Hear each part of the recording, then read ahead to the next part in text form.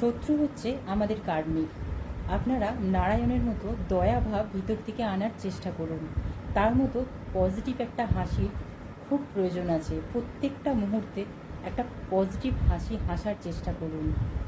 অসুর হোক বা দেবত্ব, এটা সবসময় আমাদের মনে রাখতেই হবে যে আমরা সেই পরমপিতা পরমেশ্বরের সন্তান। আমরা সকলেই সন্তান, তার কাছে আমরা সকলেই সমান।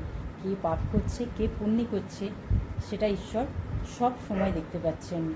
কর্ম জানবেন ফিরে ফিরে আসে, সে পাপ কর্মই হোক বা পুণ্য, সেটা রিটার্ন হবেই হবে। আপনাদের ভিতরের চক্রকে হিল করুন। আর নারায়ণ আমাদের ভিতরেই বাস করে, নারায়ণকে প্রতিষ্ঠা করুন। সকলের প্রতি প্রেম, করুণা, দয়াভাব আপনাদের ভিতর থেকেই বেরিয়ে আসবে। পাস্ট জন্মে ধরুন আপনি অনেক সাধনা করেছেন, আপনি একজন স্পিরিচুয়াল মানুষ, আপনাদের হিডেন গিফট কিন্তু আপনাদের ভিতরেই থাকবে। আর সেটাকে বের করতে গেলে আপনাদের হিডেন ট্যালেন্ট আনলক হয় আবার যদি আপনারা আধ্যাত্মিক পথে ফিরে আসেন, স্পিরিচুয়াল পথে আপনারা যদি আবার ফিরে আসেন।